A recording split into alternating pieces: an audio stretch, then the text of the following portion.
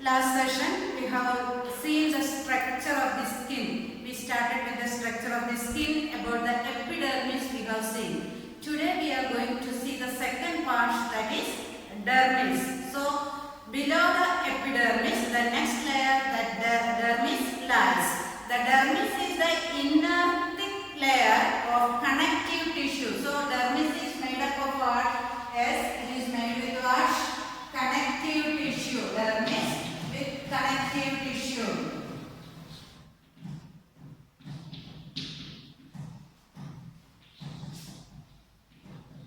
So dermis is concerned with the connective tissue of the body, of the skin, and here you can see the structure. Okay, so in the structure you can see this is the epidermal part. Till here the below part is what is called as what?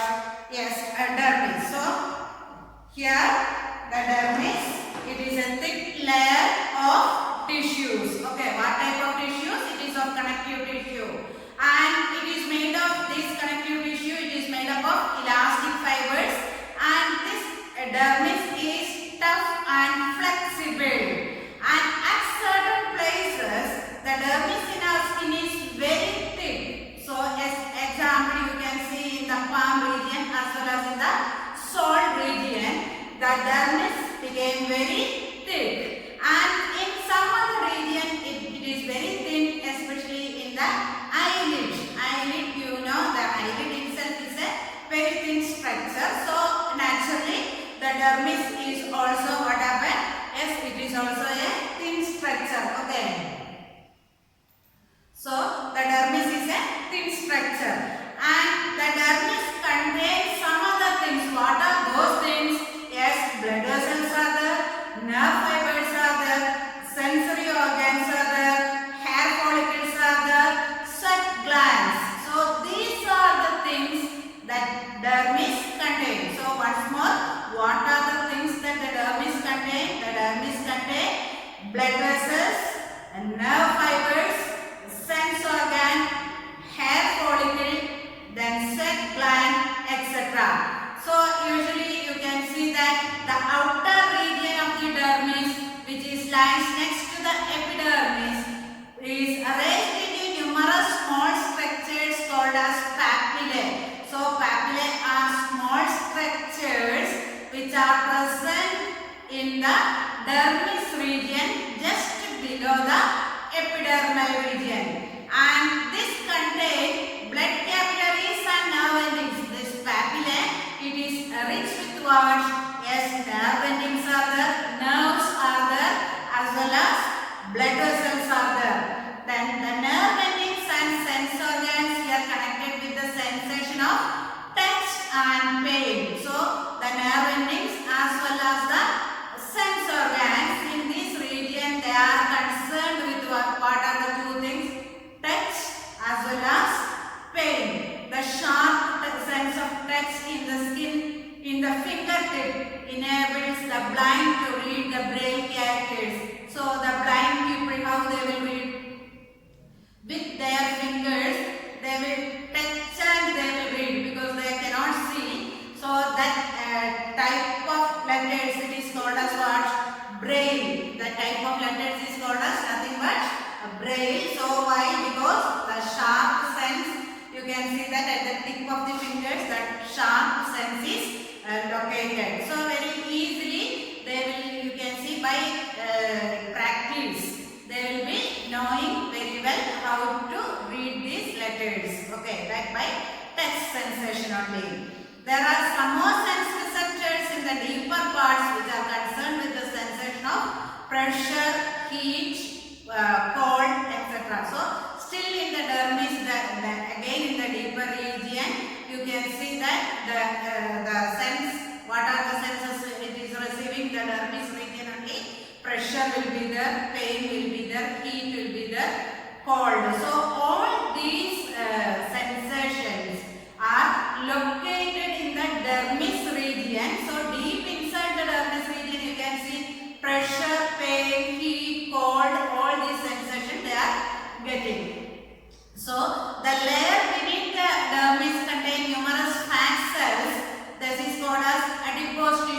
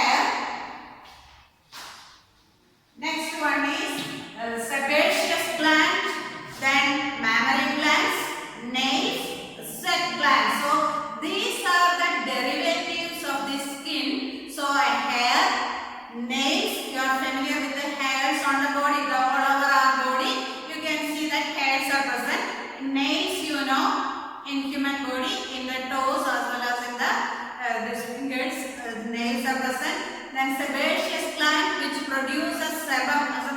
Some students' face or hands, you can see it will be always oily. So that is nothing but by the production of sebum. And next is sweat gland, that is producing sweat, you know that process. Next one is mammary glands, that is producing milk. Okay, so these are the 5 derivations of what? Human skin. One by one we can see. First one is hair. A hair consists of 3 parts. When you are looking the outer part in your body or in your hands, legs, etc., you can see these hairs. Small hairs are present, isn't it? Whereas in the head region, you can see still longer and thicker hairs are present. So, the hair consists of 3 parts. Which are those 3 parts? One is called as the hair shaft.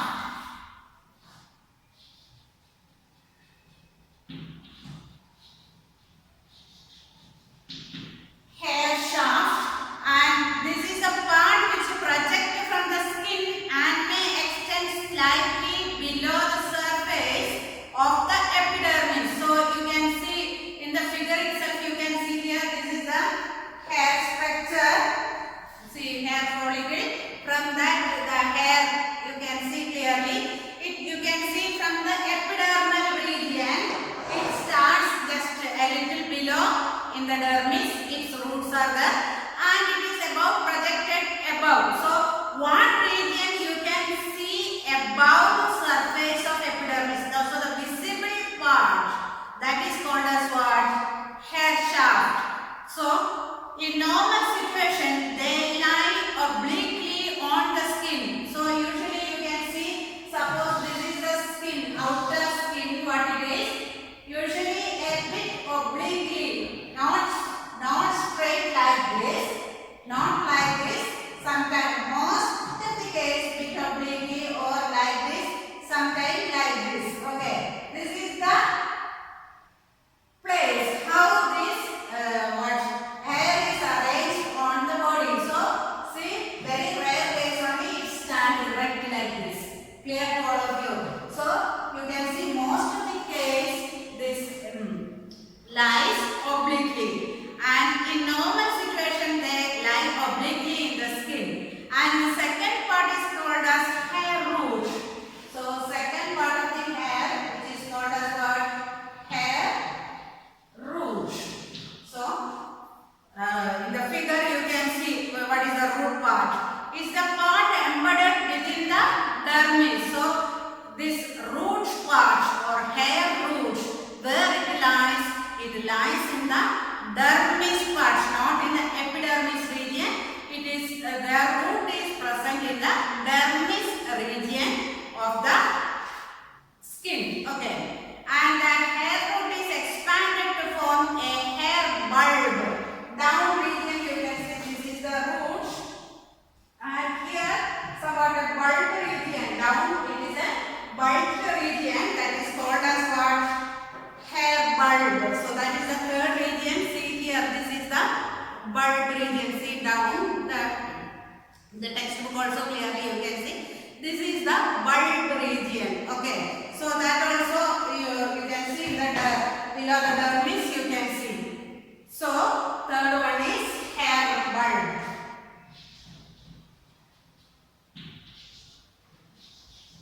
So these are the 3 parts of our hair.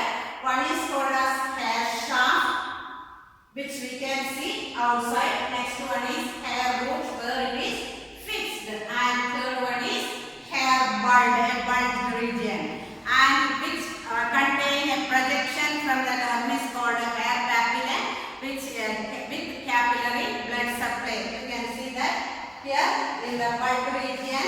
What is the?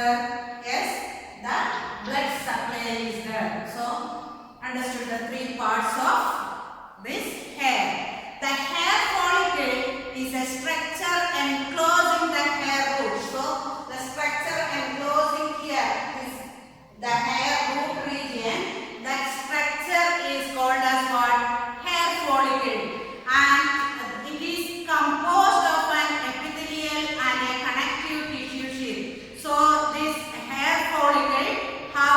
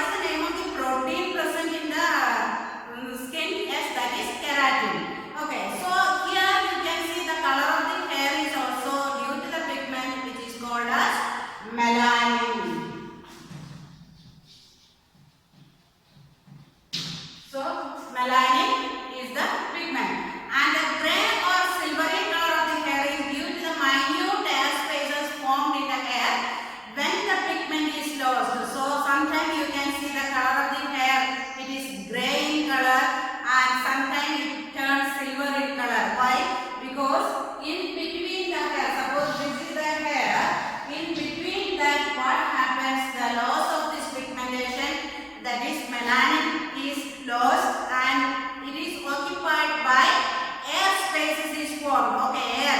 So spaces, air spaces is formed in between the hair, and thus the term you can see that melanin is losing and air space is formed. Due to these two reasons, you can see that what happens? The color of the hair is turning into grey or silvery. Then everyone has experienced the goose flush during winter or during some emotion.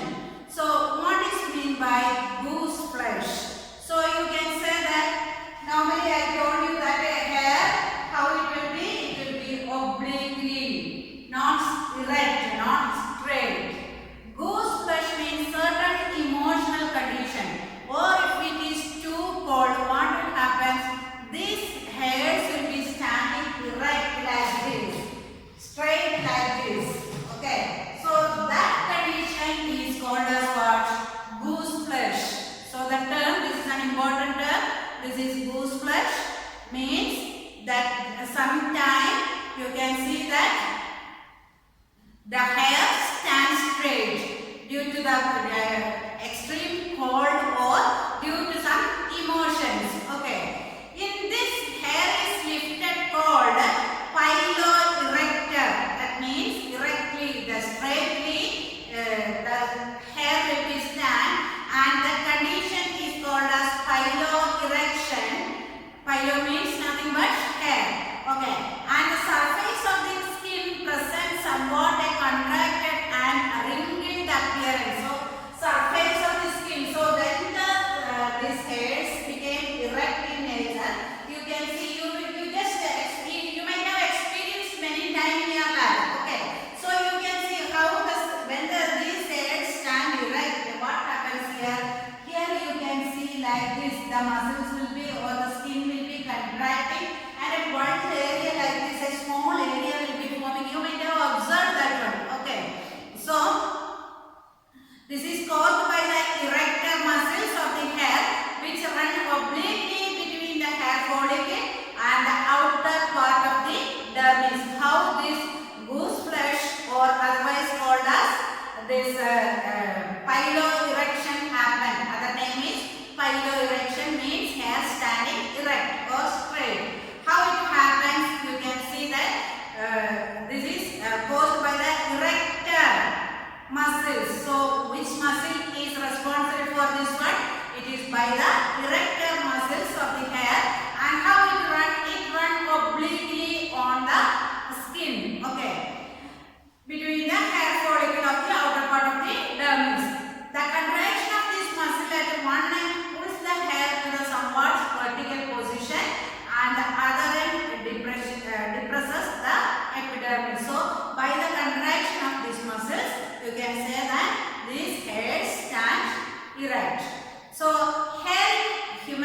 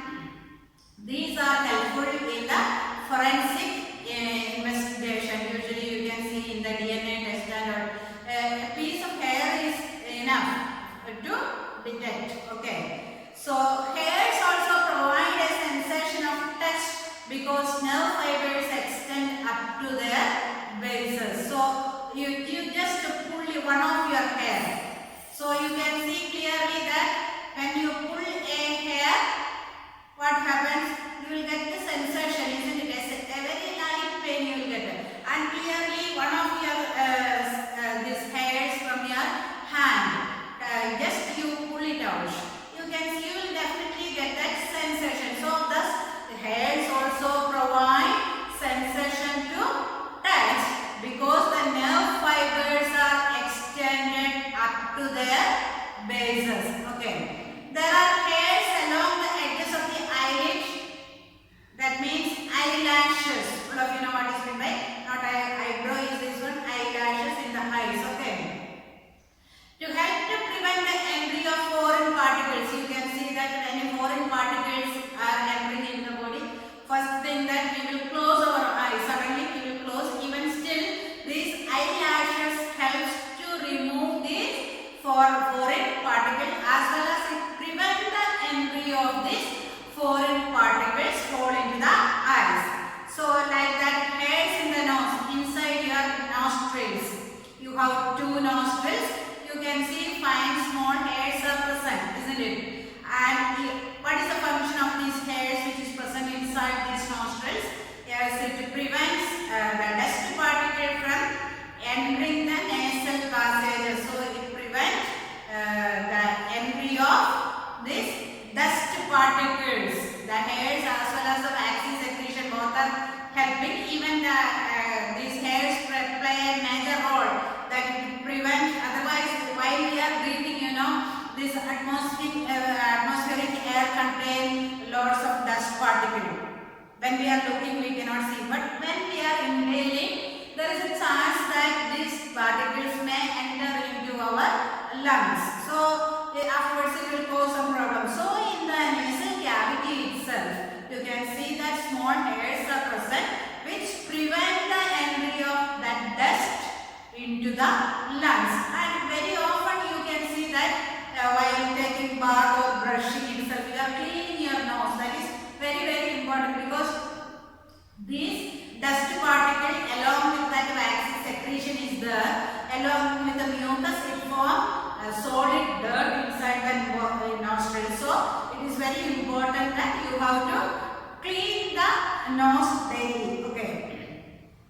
Then you can see facial hairs in human males and mustache and beard help in distinguishing the male sex. So you can see after certain age, during the adolescence age, you can see especially male child, how the features can be identified.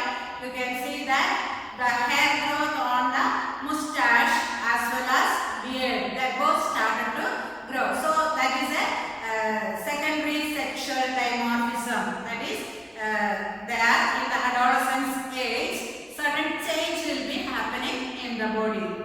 So next is about nails. So I told you first one is, what is that? Hair. First one is hair. Second derivatives of the skin is what? Nail. So all are familiar with nails, isn't it? Usually it grows, you used to cut. You can see in the schools every Monday the school leaders will be checking your nails. If it is not cut, they will tell them to stand aside and all, isn't it? So always you have to trim your nails. That is why, because you can see that under the nails many dirt particles along with what the disease causing germs also will be present. So if you are properly not cut your or trim your nails, what happens? While you are eating the food, along with the food, what happens? These germs also will be entering into your body and it may cause some diseases. So that's why it's advised you to trim your nails regularly. That means every week. So this nail is one of the derivatives of the skin from the it is a growth from the skin. So nails are hard and keratinous plate-like structure which grow as dead cells from the nail root which lies below the skin at the base. So what is the protein present in the nail? Yes, that is keratin. Keratin is the protein that is present in the nail. So it's a plate-like structure which grow, and you can see usually when you are cutting or trimming, will you get pain? No. You can see that till where this flesh is there, till that region before that region means you may get pain because it is below, it is attached to the skin. Okay. So above that region, when you are cutting, you are not feeling the pain because these are dead cells. Okay. So a nail also has three parts. First one is called a plate.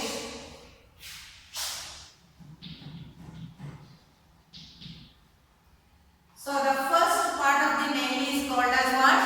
Plate. It is the hard and outer part of the nail. It is made up of dead keratinized cells. So the outer part of the nail is called as what? Plate of the nail. And is it living or non-living? It is non-living. It is dead part. And it contains the protein which is called as keratin. So it contains the protein which is called as keratin. And the second part is called as bed.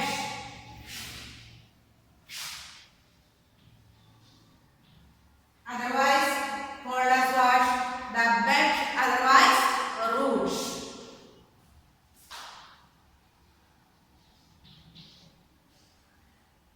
The second part of the nail is called as what? Root. Okay, or otherwise called as bed. It lies below the nail plate. So externally or outside, what is there? The first thing that is called as nail plate, and below the nail plate, the next structure that is nothing but what? Yes, the bed is present. And third layer is called as matrix.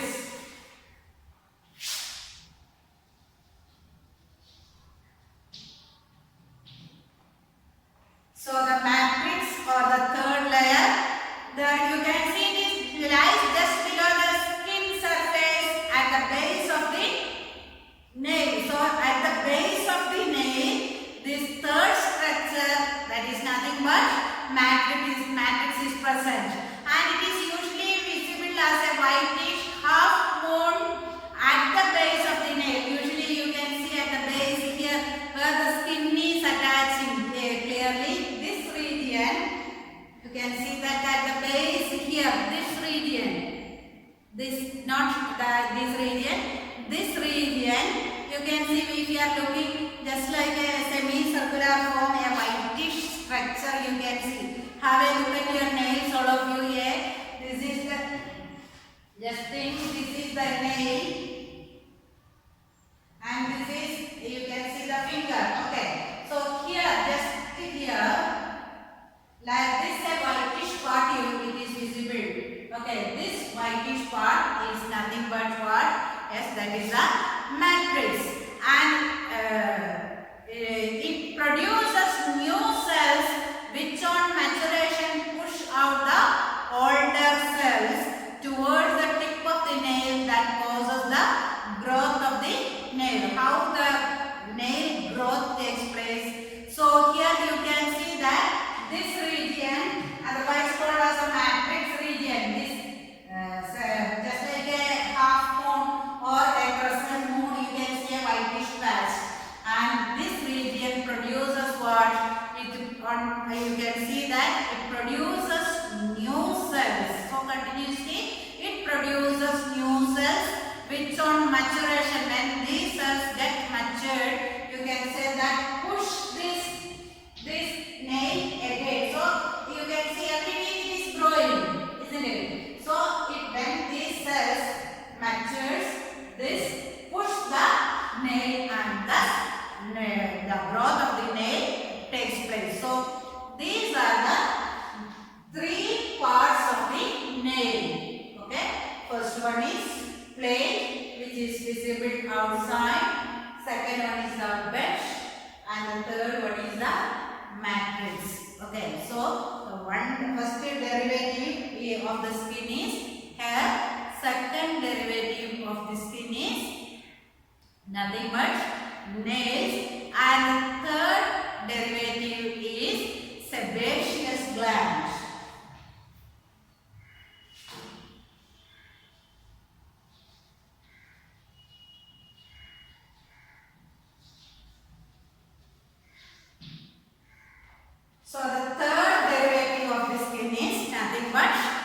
sebaceous gland. So you may not be familiar with these terms, or the other two terms you are knowing. And here the sebaceous in the beginning, and then while introducing this lesson, I told you that some of your faces become very oily, isn't it? Though we are washing also, within few hours you can see an oily structure comes. This is due to the production of sebum, which is produced by what? It is produced by a gland called as sebaceous gland. So these branch glands usually open into the hair follicle. So usually along with the hair follicle you can see this one. So along with the hair follicle, and though sometimes they even open directly to the outside. So here you can see along the sides, these sebaceous glands here on these sides, it will be producing. Sometimes separately you can see that. Sometimes separately you can see it will come outside the skin. So along with the hair follicle, here along with the hair follicle it may present, or sometimes separately it may come out of the skin. Okay. So they give out an oily secretion, and this secretion is called as sebum, which makes the hair and the outer surface of the skin oily and waterproof to keep the epidermis supple and to prevent the loss of water by evaporation. So you can see that this, what is the function of this sebum? So sebum, it's an oily secretion secreted by which gland? Secreted by sebaceous gland. Okay, the gland's name is sebaceous gland. And what is its function? It makes the hair and the outer surface of the skin oily. So it makes what? The hair and the outer surface of the skin, it is oily, and it makes it waterproof. So usually oil means it will be waterproof, isn't it? So and keep the epidermis supple. What is meant by supple? Bending and moving easily. So that is the meaning of supple. So bending and moving easily, and prevent the loss of water by evaporation. Suppose that the oily structure is there on the face of the skin, you can see that it automatically prevents what? Yes, the evaporation of water also. In cold and dry weather, you can see that the skin may become rough and leave a powdery surface when scratched. This is due to the reduced secretion of oil from the sebaceous gland. Again, you can see in some people during winter season, just if we scratch the hands or the leg, you can see a whitish powder will be appearing. That may be common in your body. Okay, those whose body where this less secretion of sebum is there, you can see this thing may happen. So when we are scratching, especially, that's why people in winter season they will apply some cold creams. What is the specialty that contains mostly the oil in moisturizing cream, oil, so that it prevents the evaporation. That is the principle on behind of applying this moisturizer during winter season. The main thing, it prevents the evaporation or loss of water will be prevented from the skin, or evaporation will be prevented because most of it contains certain oils. Okay.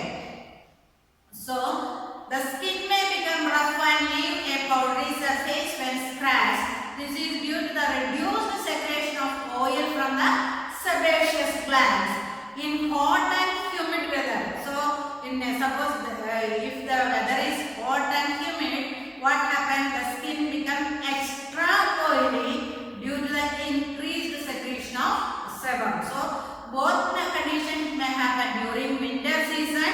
There will be very less secretion of this sebum, and that's why when we are scratching, the whitish structure appears on the skin. Okay. Whereas if it is too hot and the weather is humid and hot, what happens?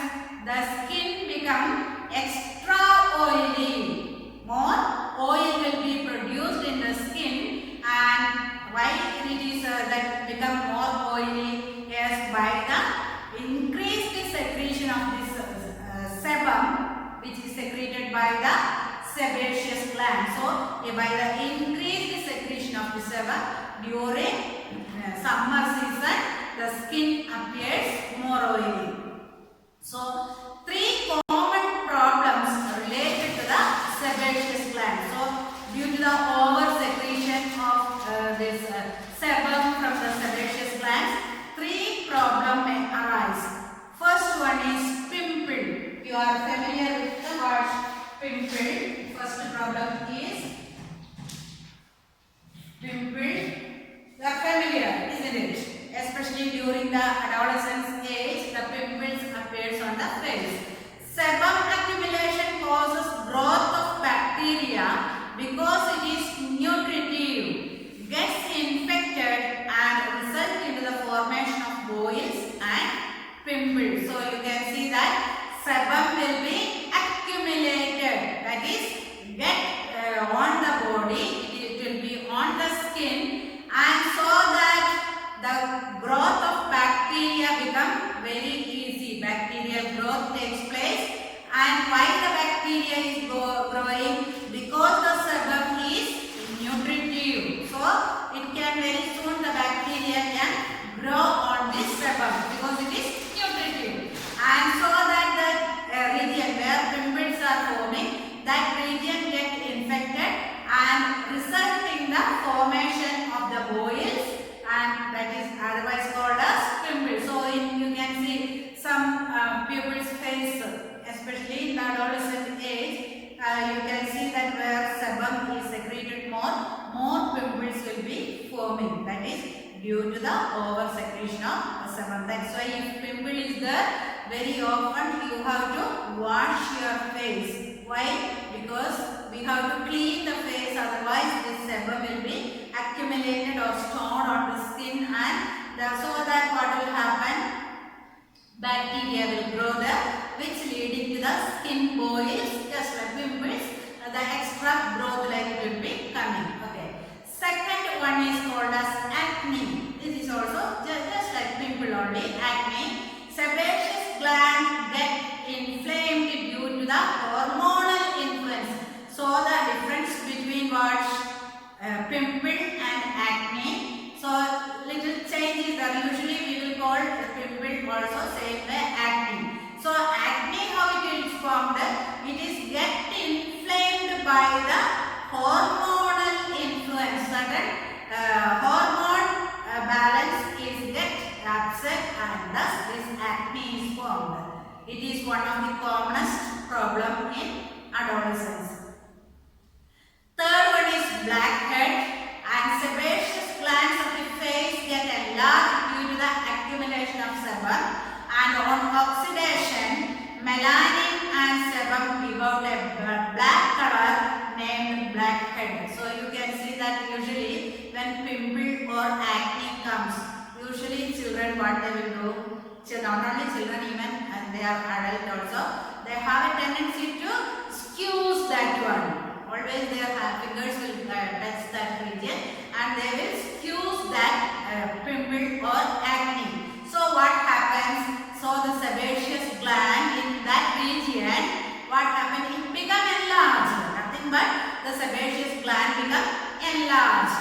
And then in that enlarged region, what happens?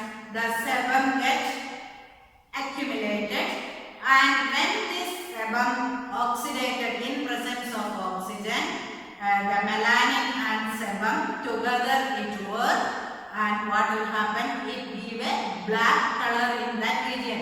That's nothing but black head. That's why we are telling if pimple comes, it will go by its own way.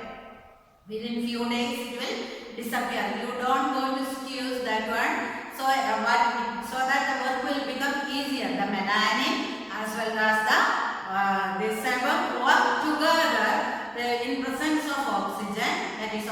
formation process. It works together and a bland structure will be forming, and then you are calling it as what? Blackhead. So these are the three problems: pimple, second one is acne, and third one is what? Blackhead. So these are the three problems associated with what? Yes, with the sebaceous gland.